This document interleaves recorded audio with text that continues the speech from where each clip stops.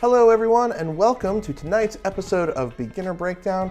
My name, as always, is Alex Moellering, and I'm excited to have you here for this little lesson.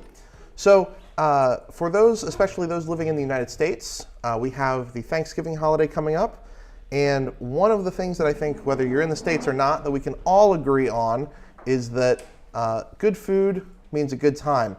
And people eat food in different ways, right? So for me, Thanksgiving, a lot of people would eat their food with a fork, but I think you should eat your meals with a skewer. And after tonight, maybe you'll see why. Skewer is the theme of our lesson, and I want to start out with a really famous game called the Skewer Lure. So this game was played in 1864, and it goes something like this. E4, E5, knight F3, knight C6, bishop C4. We've seen it a million times, but we have an Italian game. Knight to F6, attacking the pawn on E4. But rather than defend it, white immediately plays D4, vying for control in the center. Black takes and castles, again inviting black to take this pawn. But there are some dangers. For instance, if you take now, there are some dangerous pins on the E file. So black decided in this game to instead just simply play bishop to E7, and white recaptured the pawn. Knight takes D4, queen takes D4, and we have basically an even game, maybe white still with the opening advantage. Black continued with pawn to D6, excuse me, hoping to develop the light squared bishop somewhere, most likely, and maybe also to prevent E5 from coming. And white decides they want to keep up the pressure, and so white plays pawn to F4. Maybe a little bit risky, you know, exposing your king. Generally, when you're beginning a game, you want to leave your king pretty well guarded with the pawns. But white is deciding that their pieces are more active, their control of the center is much better, and so they are ready to push forward. Black here plays an unusual move. Perhaps better would have been to just castle kingside. But here black plays the move B6, looking to, I guess, develop the bishop onto this diagonal. Which is not a bad idea, but it is a little weakening now with both d6 and b6. You can see all of these light squares are now just kind of a little exposed, and white might be able to find a way to take advantage of it. And white just decides to continue immediately with pawn to e5, following up with the plan from before, f4, e5. Black, in this position, probably should have taken the pawn. D takes E5, and we might have seen something like queen takes, king takes, and continuing, and it would have been an interesting game. But instead, black noticed something really funny, and this also might be a secondary reason for this idea of pushing the pawn to B6, is now, after pushing the pawn to D5, we're opening up space for this bishop to jump in and pin our queen to our king. Now white doesn't give black a chance to do that. White plays bishop to b5, check, so you don't have time for this move. Bishop to d7. And most people in this position would probably play a move like bishop takes, and then maybe, you know, bishop to e3. Some people might just drop the queen back to defend. There's some different ideas that could happen here, but white plays the crazy move, pawn takes f6. Allowing bishop to c5, pinning our queen to the king. Why on earth would white do this? Well, they didn't miss this idea. They actually saw a little bit farther and realized that they can allow the queen to be pinned to the king if they continue with rook e1 check. Okay, well, it's a little awkward. Perhaps something could come back to block, but then this pawn is here. That looks a little scary. If the bishop comes back to block, then we lose the pin. And you don't want to block with the queen. And you can't block with the bishop on d7 because it's pinned. So simply king to f8. And now really beautiful continuation. Pawn takes g7. Defended by the queen. The only move is to play king to g8. And pawn takes rook checkmate as a promotion to a queen. Even though the queen is pinned, it still defends the king, prevents the king from taking. And so we have a really beautiful game. I have one problem with it, though. It's misnamed. This game I said was called the Skewer Lure, and white does trick black into playing this move bishop to c5, but this is not a skewer. This is a pin. And tonight we're going to learn the difference. So a skewer, unlike a pin, well, let's start with a pin. I've talked about these before, but a pin is any time you have one piece that is attacking in a straight line and hits two pieces of your opponent's. One of them is less important, and that's the one in front, and the one in behind is more important. So in this case, the queen cannot move off of this diagonal, or else the king would be hit. This is a pin. A skewer is actually the exact opposite, or the inverse, where you hit the more important piece in front, and it has to get out of the way so that you can take the weaker piece in the back. Let me show an example of this. I'll show two. This is a very simple position to illustrate what's going on here. But in this position, it's white to move. If white played the move rook to a6, this would be a pin. Our bishop is defending the rook, so we are going to be safe in this move. And the black's queen cannot move off of this rank, the 6th rank, because then the king would fall. The king is more important. If white instead played the move rook to h6, this would be a skewer. Because now the king is more important and it has to get out of the way, meaning the queen is going to be hit by the rook. Both of these are really important tactical ideas to know, but they are different. Here's one more example to show the difference here. In this position, let me put it to the audience, white to move, and see if you can find the best move for white and why. So take a little bit of time. If you are in the chat, please feel free to comment your ideas. If you're in person and you have an idea, raise your hand and I will call on you if I see you. And if you're watching this later on YouTube, as always, feel free to pause the video, try and find the best move. Take your time with it. There's no rush. Okay, anyone have any idea? What should white do to play in this position for an advantage? Bishop b5 looks very good, but there's actually a bit of a problem. So this is a pin. If we play bishop to b5, we pin the knight to the queen. But do you see the issue with this move? What are we overlooking? Yeah, do you have an idea? It's okay if you're not sure. Bishop. Oh, so bishop g4 it would have been another idea. There is a slight problem there too, but that's probably better than bishop b5. The first thing we have to do in this position, though, is realize that our knight is attacked twice. So if we play bishop to b5, unfortunately, black can actually play queen takes d4. And now we're in trouble because our queen is not safe. If we take the knight, we lose our queen. But if we take the queen, then the knight takes back, and we have given up some material here. We've given up this knight. So bishop b5 looks really good, but we can't do it right away. We have to kind of interject and change the position slightly.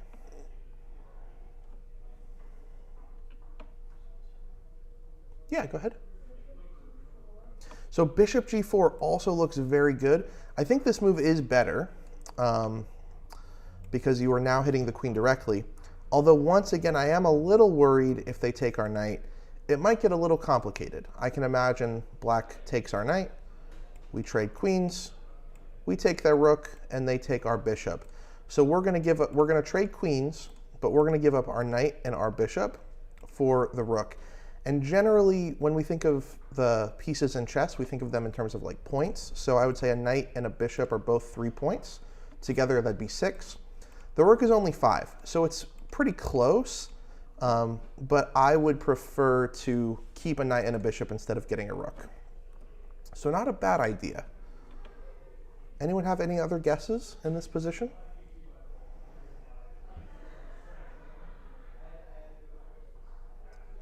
So that's okay. Oh. Okay, knight takes c6, and then what's your idea from there?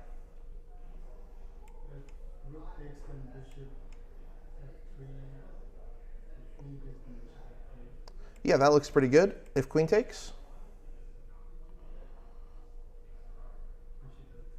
Yeah, that should work either way. So first we're going to take this knight, and then black has a choice. They can take with the rook or with the queen, but either way they run into problems. if they take with the rook, we have two options. Now we can choose to play bishop to b5 because our knight's not in danger anymore. So this would be a pin. But we can also play bishop to f3, and this would be a skewer. Although in this case, it's kind of a balanced skewer. The two things that we're hitting in a row are both the same. It just works out for us because they're both better than this bishop. So whichever one we get, it's fine. So you could do that, or you could play bishop to b5 to pin. And if they take with the queen, then bishop to f3 now is just the traditional skewer. We attack the queen, which is more important. It has to move out of the way. And perhaps they take the pawn. And when the dust settles, this rook has fallen. So that's, again, the difference between a pin and a skewer. Both very similar ideas. We're going to use one of our pieces to attack in a straight line two of our opponent's pieces. It's just whichever one is more important, whether it's the first one or the one behind, that's what determines it. So this would be a pin. The less important piece is in front, and so this piece can't move or else they lose this one. Whereas this would be a skewer. They want to move the more important piece because they don't want it to get hit, but then something is left behind. Okay, let's take a look at a few more kind of basic examples, and then I want to show a game. So first of all, we have this position, and it's white's turn to move and try and find the best move. So keeping in mind what we're talking about, and especially, we're looking for skewers, so the pattern recognition is kind of at play. Now we just have to find how can we make it happen in the best way. Yes? Bishop to h4. Yeah, really good. So bishop to h4 in this position, we hit the black queen and the black knight. And the problem is this queen can't move anywhere that defends the knight. So black would love to play a move like queen to e6, but unfortunately our bishop protects that square. Oh, yes? Isn't there g4? G5. G5 does not work here. In some cases it might, but because our knight also covers this square, we can just take that pawn. And they still can't take our bishop. So not a bad idea. Sometimes you could try and interpose the attack, but in this case, this doesn't actually change anything. The queen still has to move, and wherever it moves, this knight will fall. All right, here's another fairly basic example, one more step complicated from the last time. So kind of weirdly imbalanced position here, where both sides have 3 pawns, both sides have a knight and a bishop, but black has 2 rooks and white has the queen, which is a fairly balanced game, but just depends on whose pieces are more active. In this case, it is black to move. Does anyone see the best continuation for black?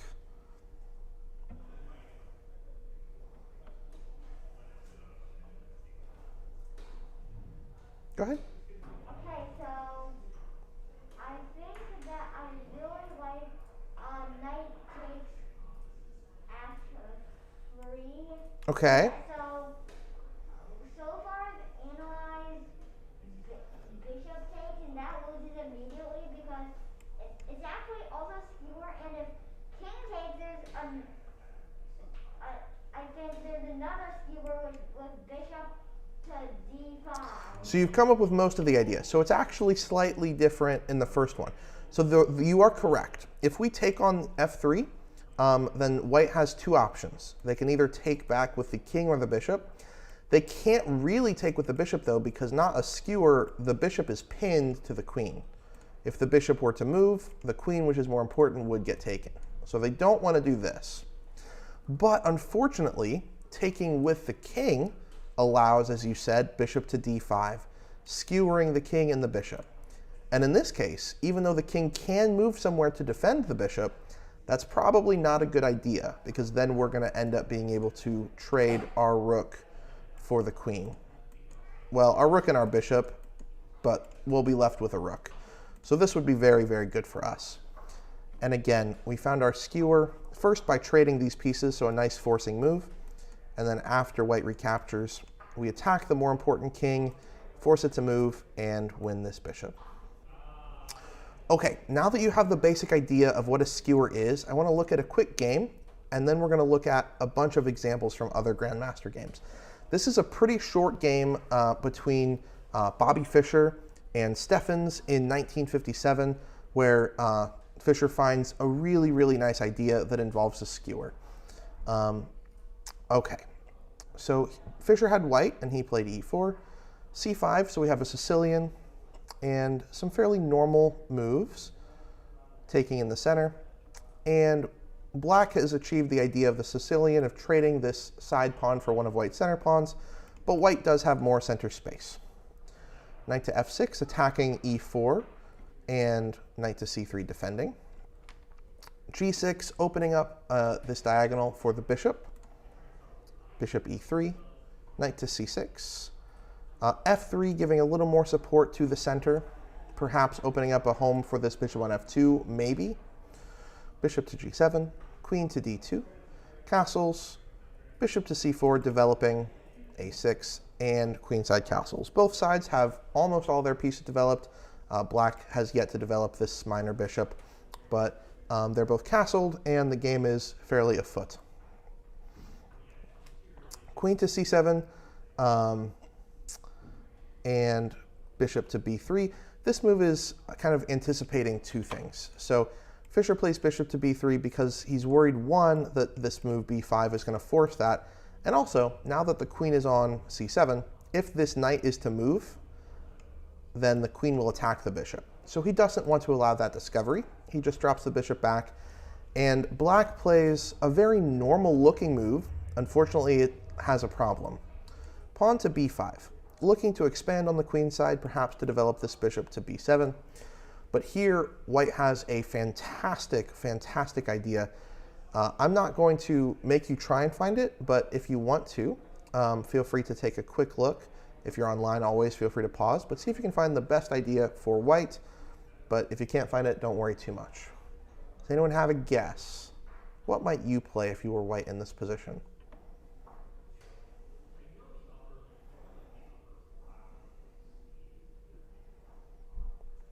And while you're thinking about that, yes, so I like Ben Feingold's advice of avoiding playing f3 or f6 in most cases, but yeah, at the highest level, they know exactly when to break the rules. So it does leave you a bit weak on this diagonal, but as long as you can avoid those problems, you should be okay.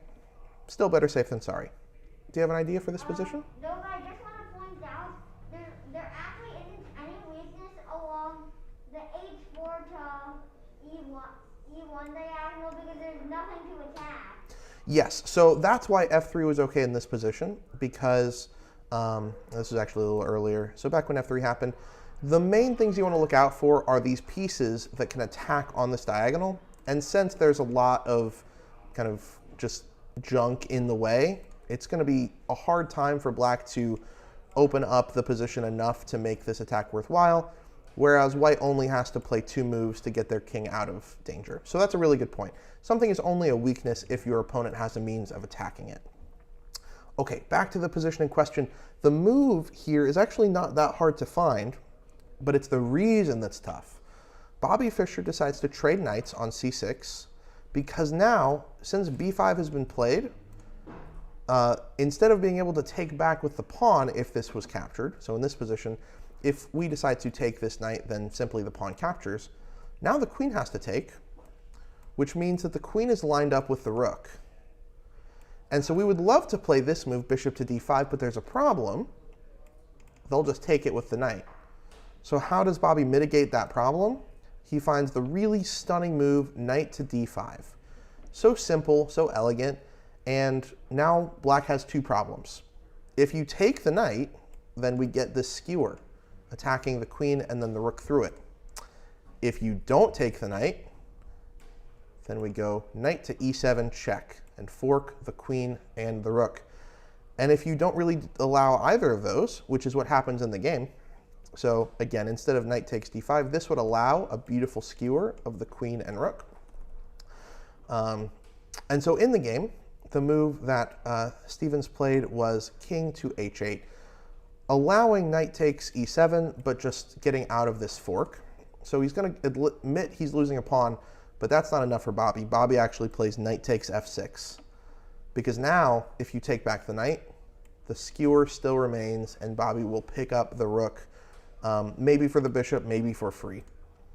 Which is why in the game, instead of taking back the knight, e6 was played, stopping the bishop from going to d5. But now, after a few more moves of some trickery, pinning this bishop to the rook, and then exchanging, Bobby pulled his knight back, and when the dust has settled, he is just up a clean minor piece. Very, very nice from Fischer here. So that's the power really available to us when you can see some of these tactical ideas, and especially of skewers. Just having that lingering threat of playing bishop to d5 was so problematic for black that they actually had to lose a full piece. Let's look now at a few other positions from a bunch of master games and see if we can find the best one. So in this position, this was from Wolfgang Unzicker versus Mikhail. You might have heard of some of those players, both very famous. This happened in Milan in 1975. And in this position, it is white to move, so Unzicker, and find the winning idea. The material is totally in white's favor, so white should be winning anyway, but this is a very simple and clean way to do it. Does anyone have an idea for white here?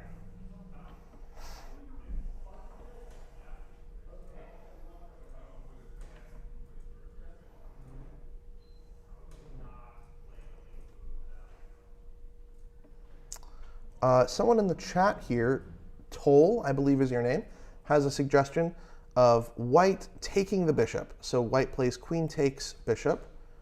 And now after king takes, the only move, I mean, you can move the king out of the way, but then you're just giving up the bishop.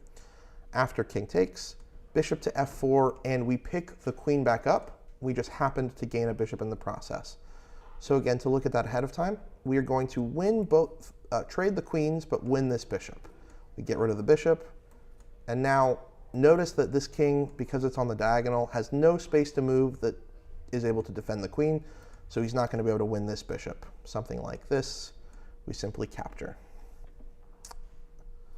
All right, next example here. This is from, and I'm going to mispronounce a lot of these names, so I do apologize, but Veinger versus Timoscenko in 1998. And this time it is black to move and find the best move.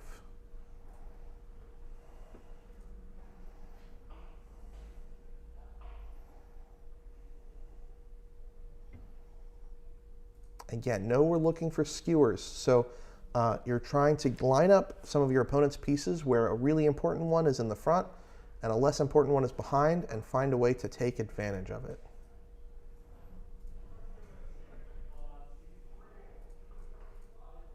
Yes? I've observed something, so I found that if you sacrifice the bishop on f3, you can set up a skewer on d5, but the only problem with that is that there's a pawn on c4. So you are very, very close. You have a lot of the right ideas. Think a little farther. So bishop takes f3, king takes. We can't play queen to d5, which would skewer the king and the rook because of this pawn. But is there any other way we can skewer? Oh, yes. Queen to c6. Yes. So takes, and queen to c6. Presumably, we could also play queen to b7. But as long as we go to one of these squares, we can't go to d5, but we can go here. And now, again, white has nothing they can do to pick up the rook. They can't block with any of their pieces. So we will eat up the rook. And Toll, again, well found in the chat. All right, these next two are actually a little more recent. So this one is from a game between Hikaru Nakamura and Stephan Mohamed in 2004. And it is white to move and find a really nice continuation here. Oh, I'm sorry. It is not white to move. In this position, it was black to move, and black played rook to b8, attacking our pawn. Now it is white to move.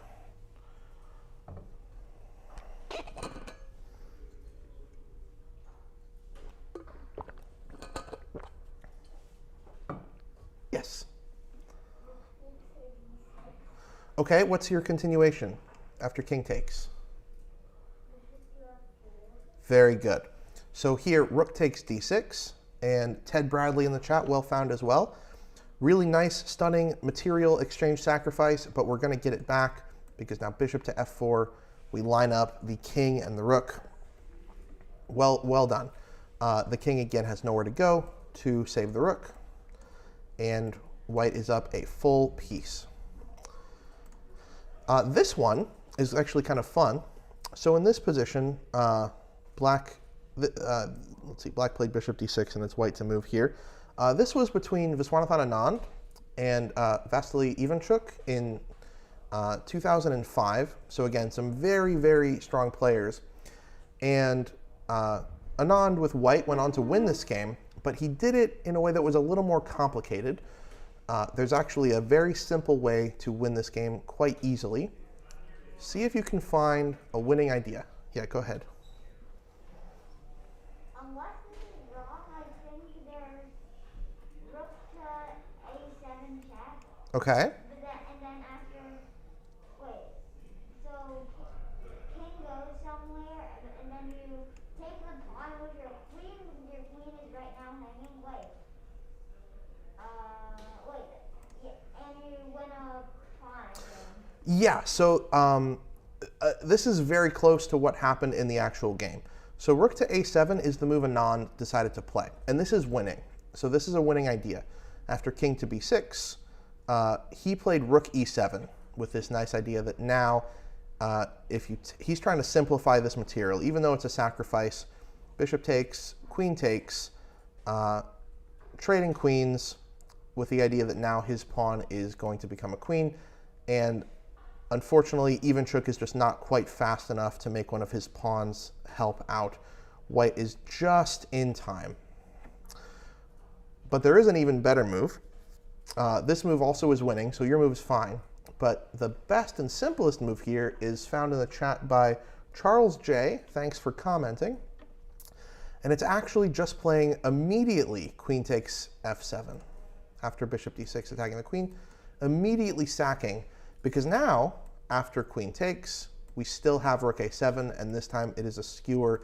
We force the the trade of queens even earlier, and now this pawn is going to promote very, very soon, and it's black will probably be able to hold it off with the king and bishop, but not hold off everything. All right, this is our next position. This is a very old game, a blindfold simul from 1868 between someone named Magnus, not the one we know, and a player named Emil Schallopp. It is black's turn to move and find the best move in this position.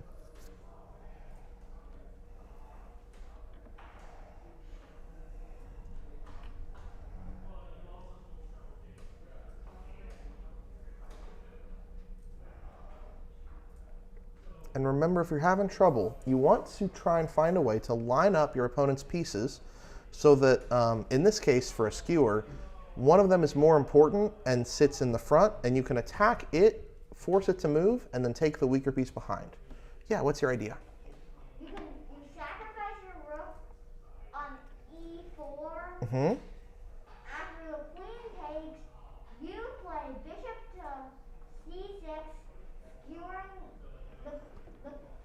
the queen. Precisely.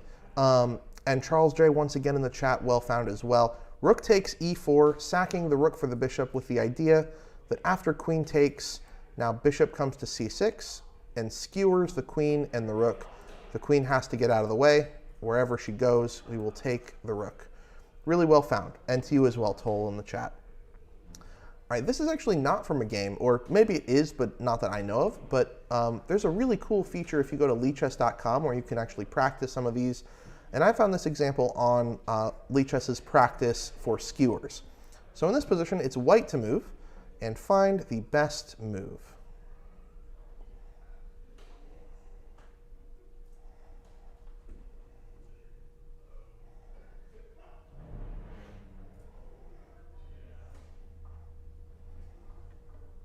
Anyone have ideas? How can white gain an advantage? Even though in this position black is up a pawn, white has a way to gain a quite decisive advantage here.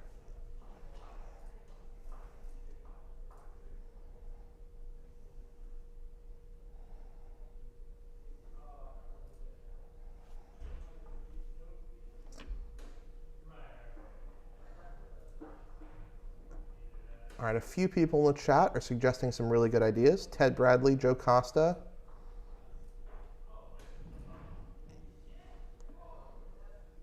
And Toll, close, yeah. So the idea in this position, if you're having a little trouble seeing it, is actually really simple.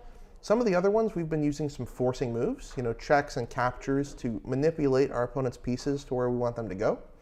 In this case, black's pieces already have a bit of a problem. This queen is in front of this rook, and if we simply play rook to d2, now black is in a lot of trouble. The best move given by the computer is just to take this rook, even though the bishop will then take back. So this looks fairly comfortable for white. Because if you move the queen anywhere, I don't know, say take this pawn, now you run into a back rank issue.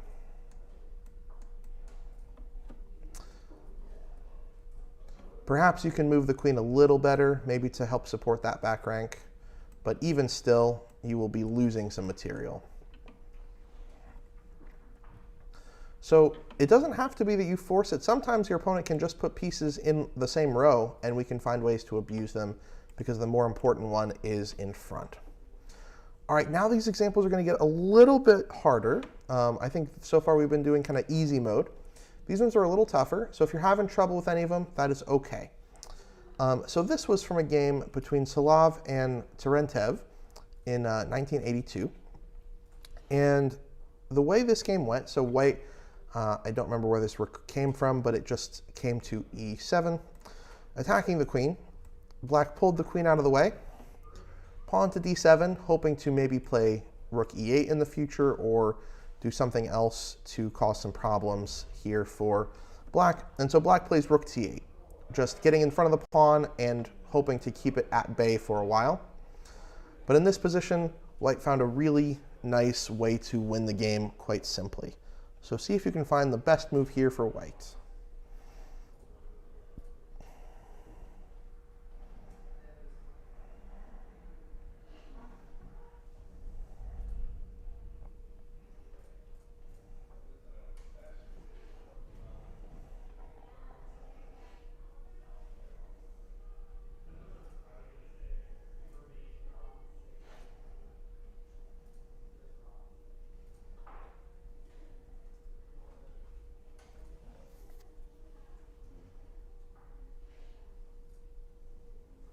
All right, Charles J in the chat has a really nice idea, but I'll give people a second to keep looking. Markovich 199, let's see. Yeah, yep, you have the same idea. And the problem here for black is that this bishop and this queen and king, the way they're defending it actually allows for a really nice tactic. Rook takes g7. In this position, black resigned because you can take the piece back with either one and there's a problem. If the queen takes, how does white continue here? Queen takes rook check. Precisely. The queen needed to defend this rook. So the queen cannot take, but what happens if king takes? Rook h6 check, and then you win the queen. Not rook, but bishop, yes. Bishop h6. Yeah, you're good, you're good. I knew what you meant. Bishop h6 check, skewering the king and the queen. The king will have to move out of the way, and we pick up the queen. Really, really nice. Okay, this next one is from 2002. It was Yuri Shulman versus Alan Savage.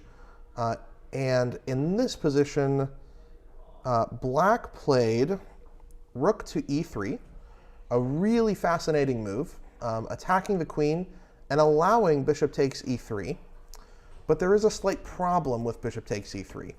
If we take here, then black can continue queen takes f3 and either get perpetual check by taking, maybe swinging the rook over, and even getting the knight involved.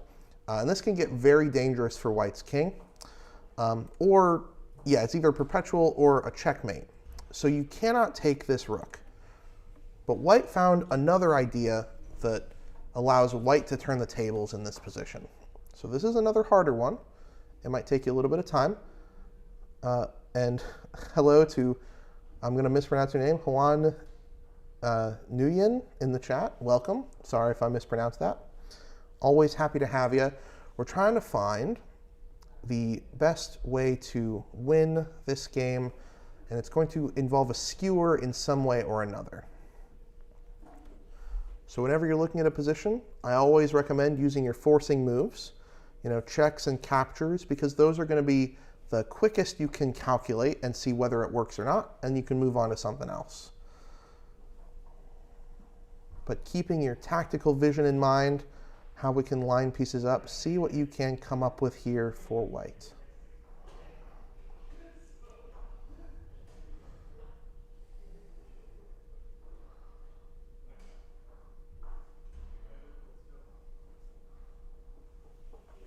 Someone, Toll here, is suggesting the idea queen to c4. Okay, interesting. So I guess the idea is sort of to pin this knight and put a lot of pressure on this file. That certainly looks like a reasonable move, although there is something a little better. Queen to f5 also suggested with check, or queen to a6 with check. Both interesting. We really need to calculate out a few moves and see what's going on with this position.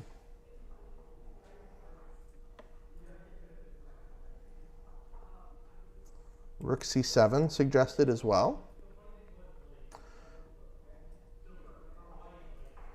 Bishop takes e3 suggested. So if bishop e3, Ted, then black doesn't actually play d takes e3. They play queen takes f3. And our king is pretty exposed. Yeah, no worries, no worries. All right, so I think Charles pretty much has it in the chat, but I'm going to give you all here in the audience in person the first move, queen a6, forcing the king into a difficult decision. What happens if the king is going to come over here to b8? How do you think we might continue that?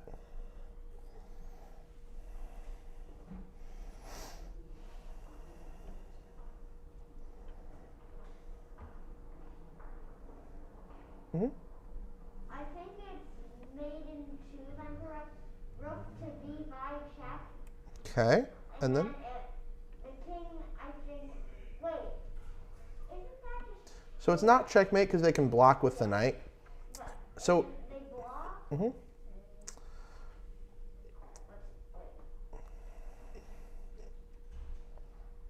just take it with the pawn. Yeah, it's going to get a little complicated because we also have to worry about f3 hanging. But I'm sure there is some checkmating attack here. I see. So rook b5, and then we're actually going to sacrifice the rook. In order to maintain check, the king has no move, so you have to take it. And we can probably take here. This rook will be involved, and this king is going to be in a lot of danger now without anything to guard it. Maybe something simply like this. We take the rook if you go that way. If you go, well, you can't go the other way, so you have to block, and then we still take. So that's what happens if the king goes in this direction. So, and that we can just intuitively see that looks really dangerous. So black played the kind of natural move, king to d7, trying to run away in this direction and hide. But this exposes you to another issue. How can white continue here to find a winning attack? Not a checkmating, but a winning. Yeah?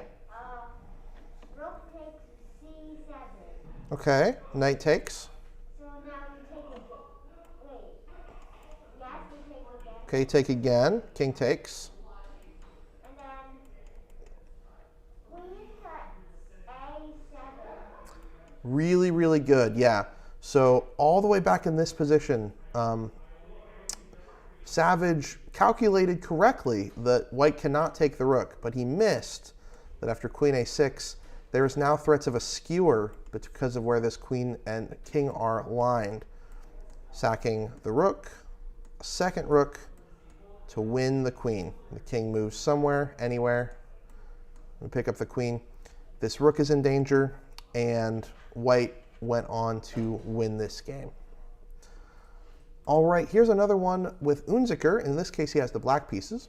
It is Stoltz versus Unzicker in 1952. And in this position,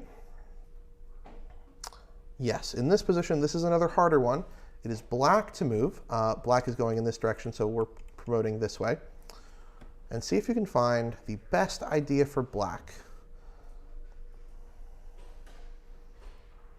Again, this is not an easy one, but it is a really, really valuable puzzle.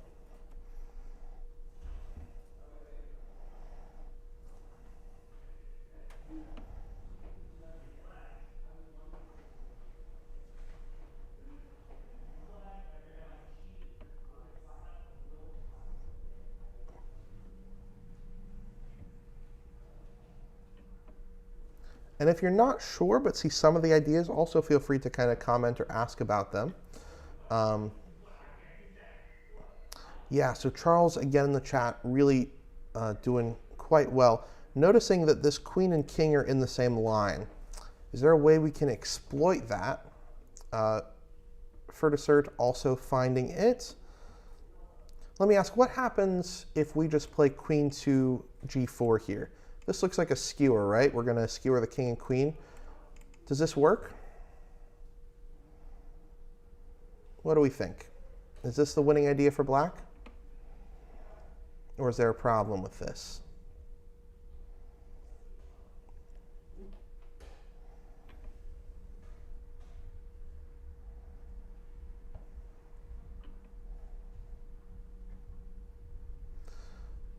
Yeah, go ahead.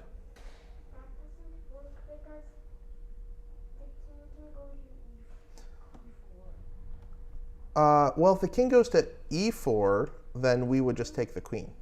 Yes, d4, exactly. The king can move somewhere to defend. D4 looks the best. I'm sorry, d5. d5. But yeah, so the king can move to defend the queen. So how can we make it so there's a little bit more space between the king and the queen? Well, as a few people in the chat, yes, I know you've already seen it. But the idea here is actually really beautiful. Rook b4 first. This is a pin. So now the queen can't move. I mean, she can move over here, but there's no way to save her from being taken by the rook except to take the rook yourself. And now the king and queen are too far apart. Now queen to g4 check, skewers. This is really kind of putting some of the tactics we're looking at together. Combinations, they do get harder, but if you can see some of the ideas, right? We know this is a potential skewer, and we just have to figure out how can we separate the queen from the king. So this was a really nice find by Unzicker in 52. All right, next one here is from 2000 or 2001, I'm not entirely sure, but Roland Berzinch versus Josef Pribble. And in this position, it is white to move. This is another harder one, and it's going to involve some forcing moves. So some checks, captures, but moves that force your opponent to go in a very specific way in order for you to find the best idea. Let's see. Ted Bradley asking, what is the tactic called where you move a piece by forcing it to capture? So there's two tactics. There's undermining and deflection. And both of them involve either taking a piece or forcing it to move somewhere you want. I get them confused a little bit. I'd have to check on my notes, but it's one of those two where you're going to force a piece to capture. And a few people in the chat finding the right idea. So the thing that's really cool about this position is that this queen is actually undefended. One of the last lessons we did here with Beginner Breakdown talked about unprotected pieces. And the rule I gave was if you can find an unprotected piece, either two unprotected pieces on your opponent's side of the board, or one unprotected piece and an exposed king, there's usually a tactical opportunity to win material. And that's going to be true in this position. Because this queen is unprotected, we're going to find a way to force it into a skewer. And yeah, so a few people have the right idea. The first move I'll show is queen to h8 check. Sacrificing the queen, because now rook takes h8. The king has to move, only one move, and now rook to h7, picking up the queen, skewering, forcing the king to move once again. and we eat up the queen. So we sacrificed our queen, but we won this queen and we won this bishop. So winning more than we give up. All right, here's another one I'm going to show. This one is actually one of the other Lee chess puzzles, and it's maybe the most savage thing I've seen in a while on the chessboard. So if you want to try and find this one, give it a look. This is a really, really beautiful example that they picked. So kudos to the Lee chess developers, website organizers, who found this tactic and used it as an example. But this one is actually, it's not too hard to find the right move, but it's just beautiful when you see how it all works together. So how can we try and generate a skewer here? Does anyone have any ideas? It is white to move, if I didn't say that.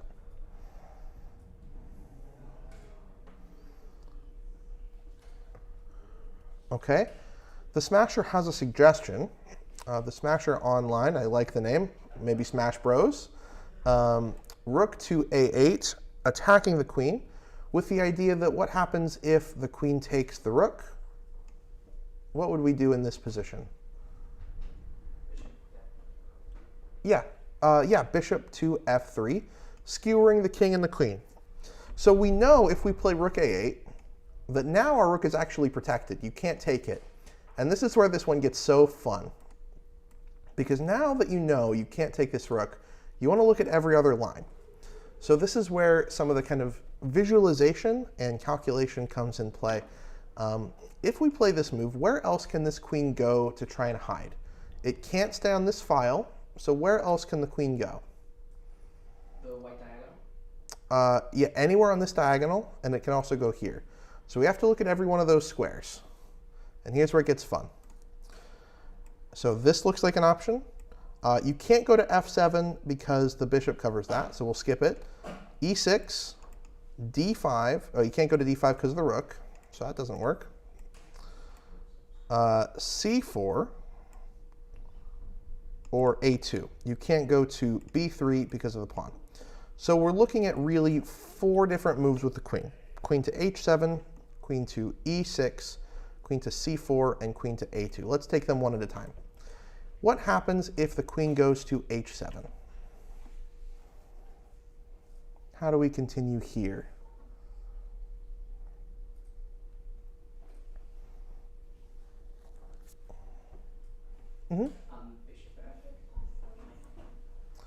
Yes, bishop G6. Because now our rook covers all of these squares, so the queen can only capture the bishop. It's the only safe move. And now? Yeah, what was your idea? Yeah, rook A6, skewering the king and the queen. So this is our first skewer. Well found. Okay, so you can't play queen to H7. We can't play queen here. So what if queen just goes to E6 right away? Rook A6 anyway. Yeah, rook A6 anyway. This is what black was trying to avoid. And even though the king can move to defend the queen, this is not really a problem because we're happy to trade the rook for the queen. The only time them moving to defend really matters is if we're using the same, like a piece of the same worth. So if we're using a queen to skewer another queen. Okay, so that doesn't work. Oh, I said we couldn't go to D5, but I was wrong. We can go to D5 because now the rook's not here. Haha. This isn't safe either though because now we have a pin. Okay, black's getting a little nervous now. But what about queen to C4? Surely this must be safe. Another skewer. Okay, what about queen to A2, all the way over hiding on the edge? Surely this move is okay. Rook takes A4. Okay, rook takes A4. What if I go back? Well, you start the sequence over. We start the sequence over with rook to A8, but now you can't play queen to A2 because the rook hits that square now. And the queen is just totally trapped. So a really beautiful position where rook to A8, the best move is actually for black to just take because nowhere else the queen is safe, and at least this way you get a rook. A really brutal position where the queen is trapped even though it can go all the way across the board. Not something I see every day. So that was a fun one I wanted to share with you. Okay, we're going to look at 3 more of these, and then I want to show you one final game. This position was reached in 1986 between Kasparov and Tatai in the Dubai Olympiad. In this position, it is, let's see, I believe Black's turn to move, and Black decided to be a little bit greedy and take this pawn on a3. Black is now up a pawn, which can be the difference between winning and losing in a Grandmaster game. But unfortunately, Black did not calculate far enough, and White has a way to win. How did Kasparov go on to win this game? See if you can find the best move for White.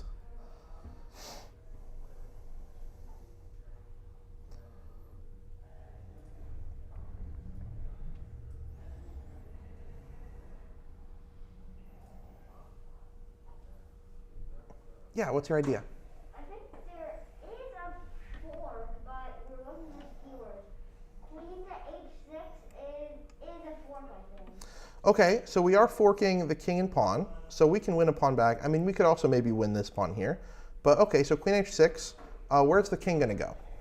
It cannot defend that pawn, I don't think. No, our knight covers this square, so it can't go here or here, which means the pawn will fall. But where's the king going to go? Because we can actually do better than just winning a pawn. So if it goes to g8, then let's see. Then we take the pawn. So then I think if they go back to f8, or yes, then we checkmate them on f7, and if they go back to h8, I think then is it There's a knight f6. Yes, so far everything is perfect. Queen h6. If the king goes in this direction, we have forced mate, because if you go here, we have queen to f7 checkmate. And if you go over here, our queen covers everything, and knight to f7 is checkmate. So either way, one of our pieces goes to f7 with a square. Okay, but that's the easy part. What if they don't give us that nice little checkmate, and they play instead king to e7? And I see a lot of people in the chat with the right idea, but so kudos to all of you. What do we think here? After king e7, how can we continue? Keeping skewers in mind. Notice where that king is.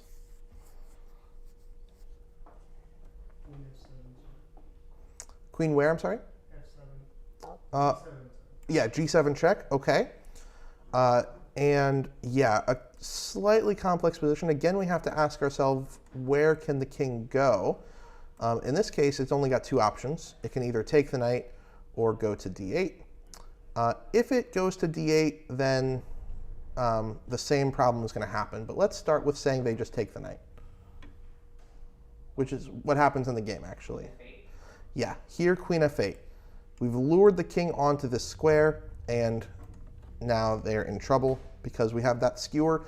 A little harder if black goes to d8, but we can do the same idea. Queen to f8, lining our queen up. This is not going to be a skewer, sadly, but it does work out the same way in this position. Yeah, knight e8.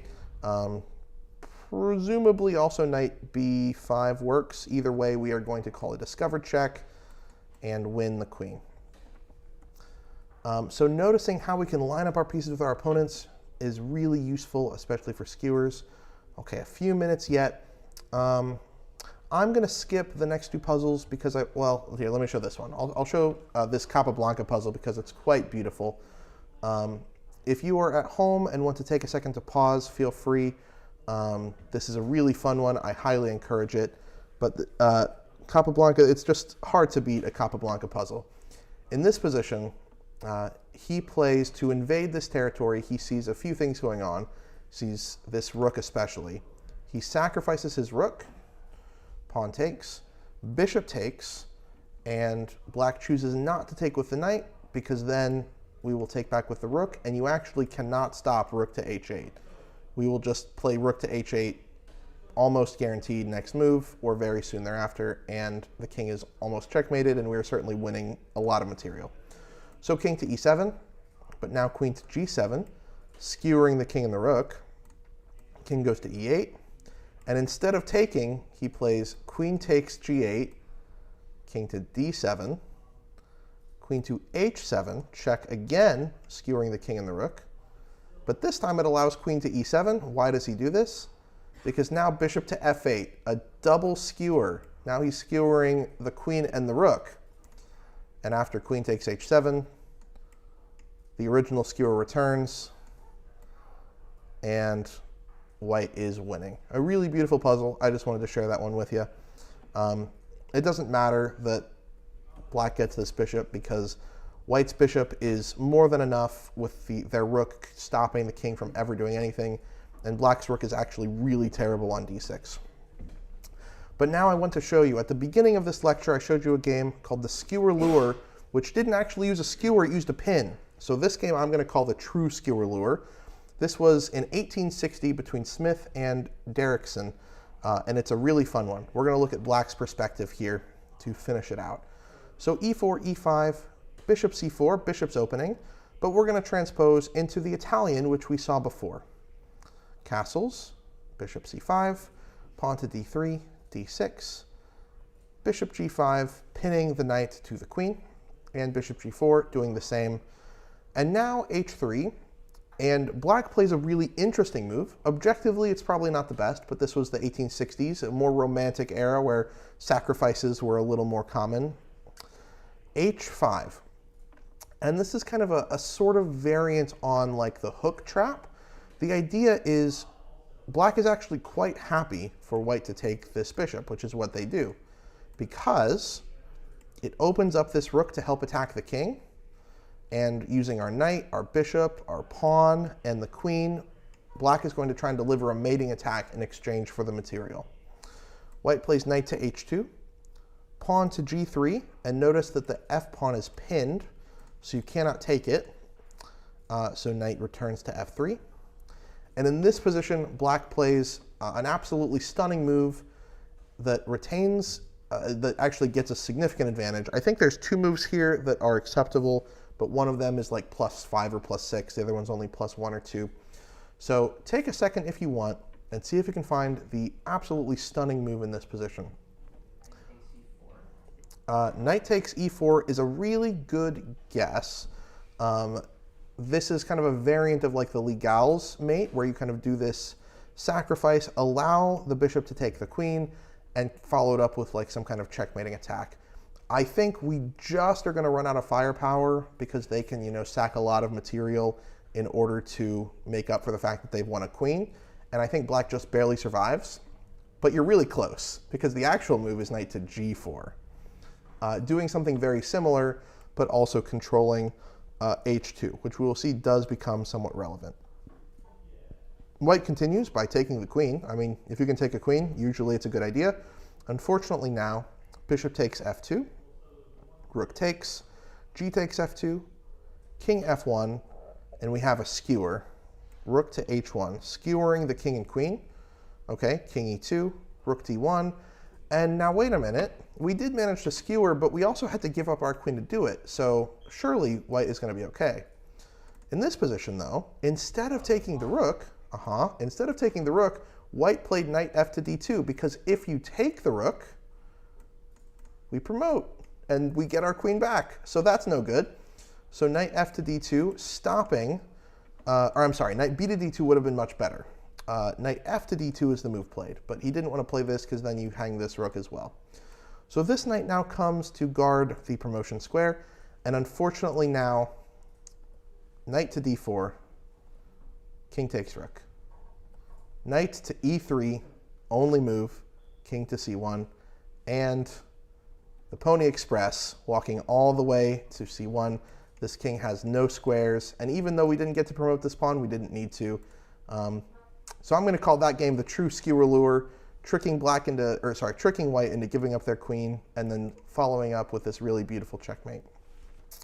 So that is all the time we have tonight, folks, but thank you so much for joining. I hope you learned a little bit about skewers and how to apply them in your games. Please feel free to stick around, as I believe we have our Grandmaster class right afterwards. So please enjoy that, and hope to see you again soon.